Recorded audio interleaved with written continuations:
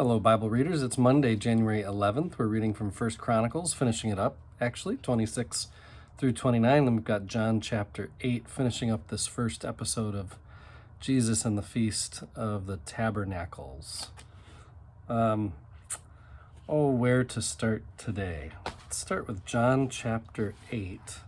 This has been it has felt like a drawn-out section that we've looked at quite a bit.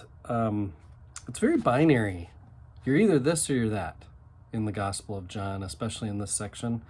If the Jews are the genuine children of Abraham, they'd behave as he did. That's what Jesus is asserting.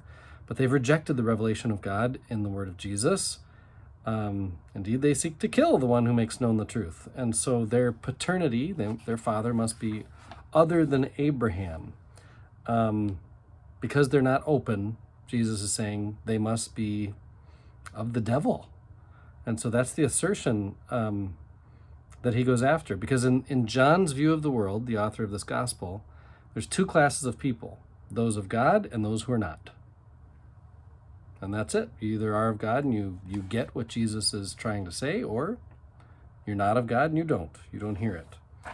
The Jews defend themselves against Jesus' claim that they're children of the devil by confidently accusing him of being a Samaritan, a member of a mixed race, charging that he is a demon and is therefore insane. I feel like they're speaking past each other. I'm not sure they're really listening to each other. The Jews will not be moved, and of course, again, I'm saying the Jews, so it's not just Jewish ethnicity or ancestry. It's people who are rejecting Jesus. They again lay their claim to their ancestry in Abraham and the prophets, and really at the end of the day, what this section again underlines is the Jews have lost their way in their rejection of God's design to perfect the former gift of the law through Moses, in the fullness of the gift that took place through Jesus. So again, as we've been saying the last couple days, this is all about Jesus being the fulfillment of the Moses law. First Chronicles, we got through it. David is preparing for the construction of the temple. In the beginning of my Bible, I read from the Lutheran Study Bible, and it talks about how the chronicler is retelling the story of David in a way that omits many of the negative incidents of David's life, like his adultery with Bathsheba, like David arranging the death of her husband Uriah, like Nathan scolding the king that we read of in 2 Samuel, David's physical weakness at the end of his life. All of that is kind of conveniently left out. What's emphasized is David's care of the Ark of the Covenant, his establishment of worship, preparations for the building of the temple.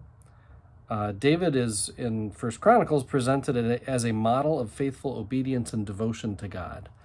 And, we've talked about why that is, because of who the audience is and what their context is. They don't need to be reminded of David's faults and foibles and faithlessness. Hey, those 3 F's. Instead, they need to be reminded of, okay, here's who we are at our best, and we can be that, just like David in his time was. The other piece is, where this ends with Solomon becoming king, the temple will connect the people with their religious heritage. And, that's the really important thing here at the end of this story is the key is the temple. Moses and David get compared to each other in their preparations for the temple. And then it ends, it almost sounds like a fairy tale, doesn't it? Thus, David, son of Jesse, reigned over all Israel. The period that he reigned over Israel was 40 years. He reigned 7 years in Hebron and 33 years in Jerusalem. He died in a good old age, full of days, riches, and honor, and his son succeeded him. It does give a sense that this is a story. It's not completely devoid of fact, definitely not devoid of truth, but it is a story meant to further the people of Chronicles' day closer to who they really could be. I am one with my God. My God is with us all of us at all times and in all places.